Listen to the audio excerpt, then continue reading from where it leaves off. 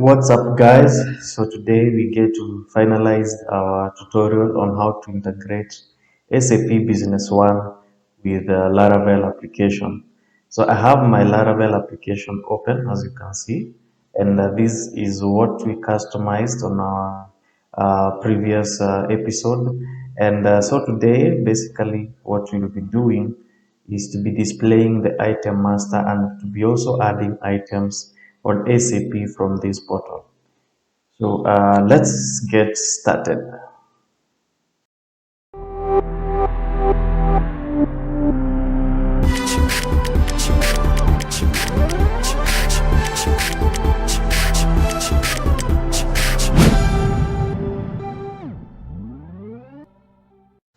All right, so I'm going to open my ASP.NET API, and as it opens, we can begin by making some few changes to our Laravel portal.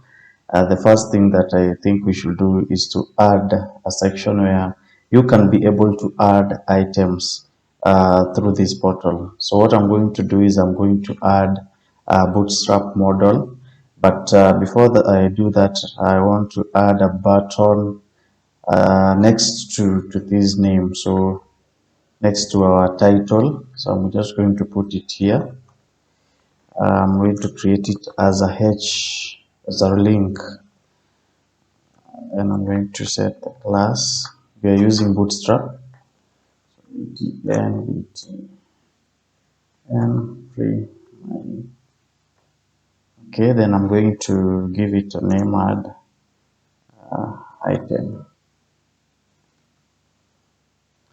Okay, so what we want this button to do is to basically okay, give us a model or display the model which you're going to use to insert the items to SAP. So I'm just going to go to Bootstrap and copy one of the models they have. This looks nice. So you can be able to preview before copying. I think just going to go with the first one, this one. Okay, so the first thing you're going to do is to copy some of the attributes and place them on our inside our button. Then we are going to now copy the model. It has to be inside our container. So I'm going to put it down here. All these from here. Okay. And add some formatting. Okay, so once that is done, when you click the model, the add item button, you should now be able to see our model. So this is where we are going to add our form, which is going to be responsible for adding items to SAP, or rather passing the items to our ASP web application, which in return is going to save them on SAP. So I'm just going to rename it. Okay. Then I'm going to copy a form. I'm just going to copy a bootstrap form as well. So bootstrap form.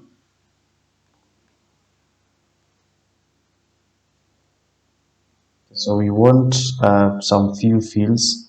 I think let me just confirm from our API what we are passing.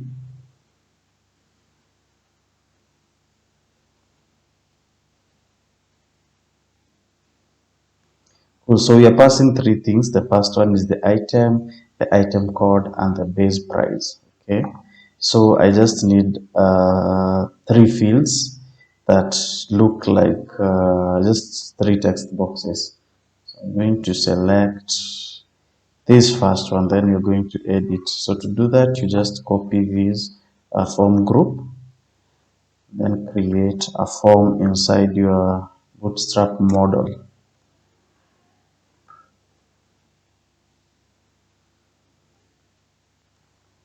Format it.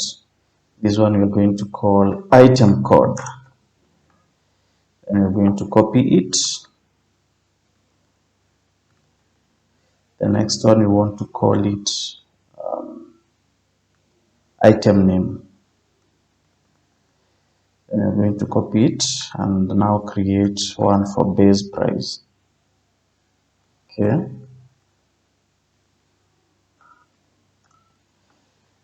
So after this is done, we also want to edit a few components, and something else. We must add an input here, which is going to be our button. So I'm going to copy also a bootstrap button. There must be one around here. Yes, we just want one to submit our details. Okay, going to add that. Then I'm going to remove the default buttons from the model. So this one I'm going to rename it to submit item. Okay, so inside our fields we want to edit the type, and this one for the item code you're going to use text, and also for the item name. So for the base price you're going to use number, because you want it to be able to validate that the user is putting a number. Then for the placeholder we can delete the placeholder. I don't see any need since we have labels on the text boxes. Okay, so then the next thing we want to add is the name attribute. So the first one I'm going to call item code, and I'm going to copy this one I'm going to call it the item name, and the last one is going to be the base price. Cool. So I think we are set in terms of our form that we're going to use to submit our items. And basically these you can be able to edit, add styles, and play around with how the data is displayed. All right. Also, the first thing now you want to do is to return the information that our web API, which is in ASP.NET, is fetching from SAP database. So to do that, you must have a package called Gazelle installed. And so we are going to be using Gazelle to be making our HTTP requests. So I'm going to go to the home controller where our home blade or view is being returned. So what we want to do is to make a request to our API to get all that information, then compact it and return it to our home view. Then now we can be able to display it here. Okay, so then I think that's clear. So the first thing you want to do is to create an instance of client. So client in this case is our Gazelle client. So up here you should also be able to import Gazelle HTTP and client. Okay, so you should be able to include that. Then now we can be able to create an instance of the Gazelle client, okay, like that. Right, then the next thing you want to do is to create a variable that is going to contain all our the response or the request rather that you're going to make. So I can call this the request, and then now we want to use our client instance. The method here is get. So the method must match the API endpoint that you're using, what has been documented. Okay, so inside here we want to pass our URL. So now if you come to our API, the documentation, there is this get method to get the items. So what you want to do first is to copy this URL, the URL to the API first, then now include the endpoint. So our endpoint here is API stroke get items. Right, so once you have that set, the next thing now you want to do, you can be able now to get the response code if you want to use that. So this is pretty easy. What you do is you just use the requests, especially when you want to check whether the request has been successful or not, or what the response code is that has been returned. So for successful requests, you usually get a 200, but for failures, you can get 4 or 3, depending on what the issue is. So that's what you're getting here. But since we're not going to be using this, I'm just going to remove it. Then now I'm now going to put our items here. I'm going to create now a variable called items that is now going to contain all the items that have been returned when the request has been made. And since the items are going to be in a JSON format, so what you want to do is to decode. You're going to do JSON decode. Then in here, you're going to put the request variable and then get body. So you're going to call that method, get body method, and you're going to close that. So one thing also you want to make sure is the array, whether it has, yes, we are using items, so the name that we assigned. So I'm going to explain where the name is coming in, but first you have to put it here. So we want specifically to get inside the items body. Okay, so to do that you can use Postman, but I'm just going to use to do the trial on the browser, because this is a get request, so it should work. If I put API stroke get items, then I should also be able to get all the items from SAP. So let's see.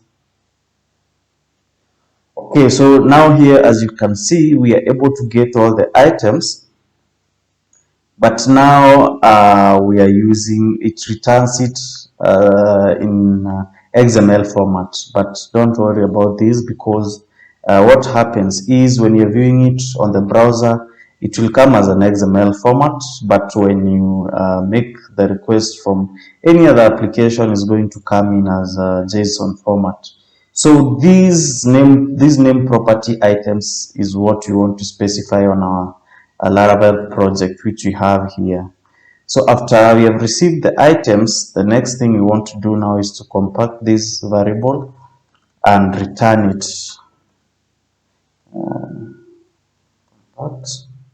Then we're going to return it to our view. So now this makes these items, or the items variable, to be accessible on the home view. Okay, so now we are going to display our items. So the first thing we want to do is to display the item code. So I believe that's the first property you want to display here. So since Laravel uses Blade as the templating engine, so to display, all you need to do is to include the curly braces, and then inside it you can now put any property that you want to display. So since we have many products and what we are returning is an array, we have to be able to loop or iterate through all those records and display them one by one. So we are going to use for each, and again, since we are using Blade, you can always use at. So at each, I believe my spelling is incorrect there.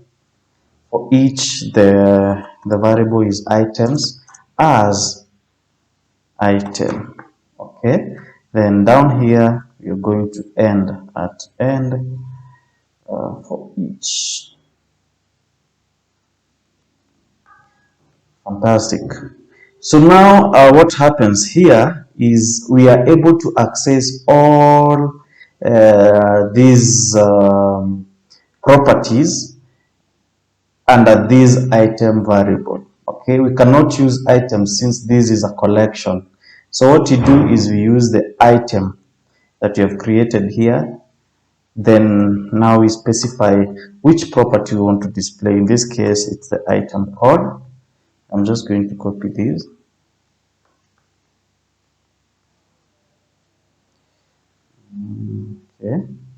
So the next thing we want is the item name. All right. Then we also want on hand stock. Then is committed. Then on order. Fine. So once you have that, then you should now be able to display all the items from SAP. Okay, we have an issue, certificate problem. Okay, so what you need to do is to just use HTTP instead of HTTPS. I'm hoping, okay, this is HTTPS. So we'll need to make some changes to our ASP application. We need to remove the SSL. Cool. So you're going to change the SSL enabled to false. Then you're going to rebuild our ASP web API and start it again. So that we can see whether the issue has been sorted. All right. So the application has finished building. So I'm going to start it again.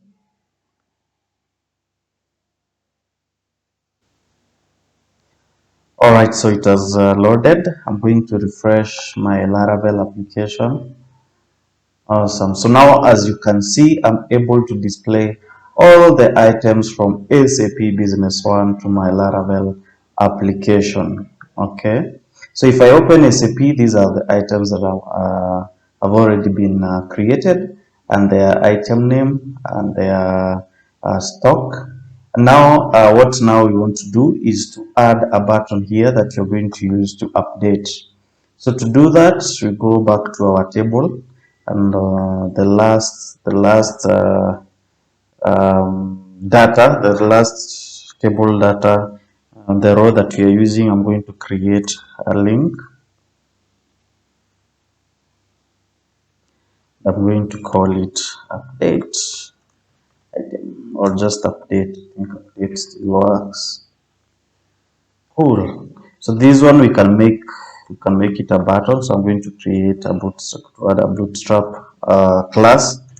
So btn warning, we want it to be yellow.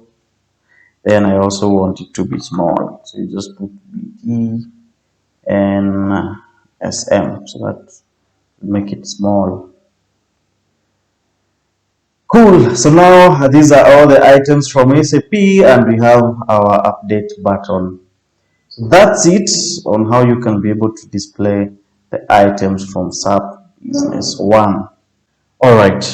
So the last thing we want to do is to configure the add item to SAP. So the add item will be making a request to our ASP application, and it will be calling this method post API stroke create item. Okay, and it will be passing three things. The first one is the item name, the item code, and the base price. All right, so I think this is the most important step. So on the form that we created, you want to add an action property, and you're going to give it a root. So I'm going to call it post to SAP. All right, then we also want to add a method. The method is going to be post. All right. Then, if you've used Laravel before, Laravel has a standard form security, which is called CSRF. So we want to add that here as well. So what it does is that it protects you from SQL injections and all that. So I've added it.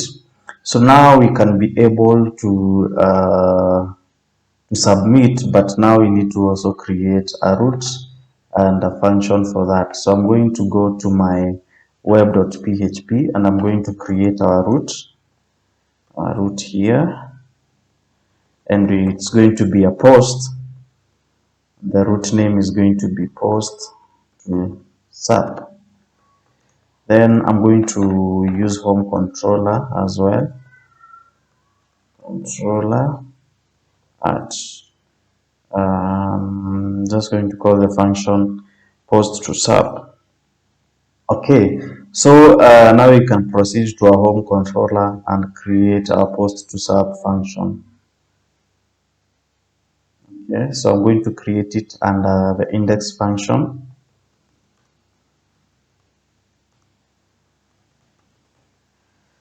Okay, so again, the first thing you want to do, since you're going to be using Gazelle, is to create an instance of the client, of the Gazelle client.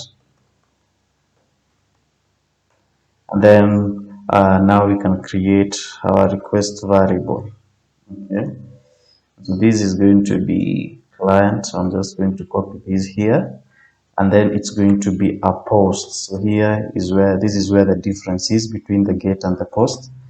And now I'm going to put the URL here, which is going to be this as the base URL.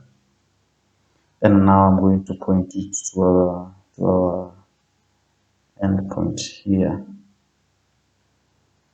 All right, so once we have that set, we now need to just put in some few other configurations. So to do that, you add them as parameters to our post function here. So I'm going to create an array. I'm going to create an array here. And the first thing that you want to add is supposed to be request.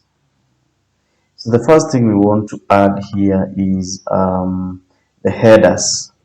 So we have to tell our application which data is expected by our API, okay, so that we do not send different types of data. That is the content type.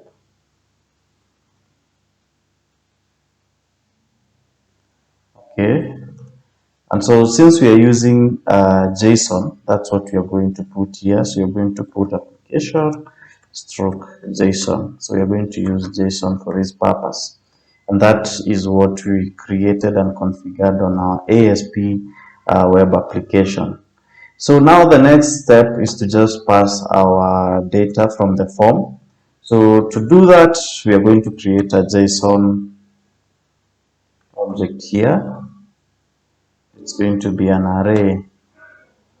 It's going to be an array. All right. Cool. So this JSON is going to be an array, and the first thing it's going to contain is the item code. Okay. And so now we have to pass the request here. We have to receive all the items from the form using request. But since we have another request here, I might just have to rename these so that we can use these to get the items from the form. So the item code, we are going to get it from the field we have named item code, right? Then we're also going to do the same for the three other fields. The other one is the item name, and the other one is the base price.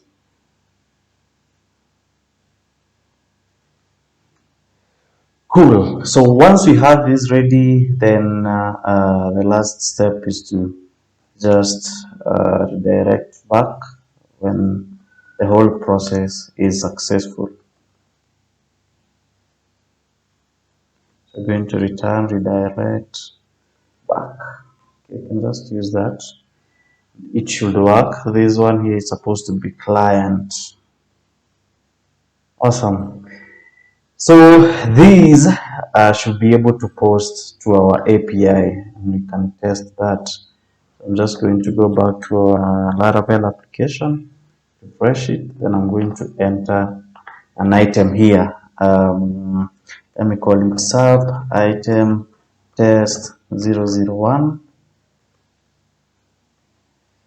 and sub item test. And I'm going to put the base price as 20 and submit. Let's see what happens. Cool. So since we have been redirected back, that means that the item has been created. And if you can refresh this page, you should have it amongst these items. Let me refresh it. As it refreshes, you can check on SAP item master. So I've called it SAP. I'm just going to search that, and here is our item. So we have SAP item test 001. Just going to search that. Actually, here it is. So yeah, basically that's how you add, you display the items from SAP. For update, it's the same method. All you have to do is to push the values that you want to update. So I believe this completes our series on how you can be able to integrate SAP Business One to PHP Laravel application. And if you have any question, feel free to ask and to put it on the comment section or send it to my email, which is going to be under the description of this video. So also, if you want me to post the code so that you can be able to access it on GitHub, make sure to tell me that, and I'll do exactly that and send you the code. So otherwise, thank you very much for being with me through this series, and I'm going to be doing more of these.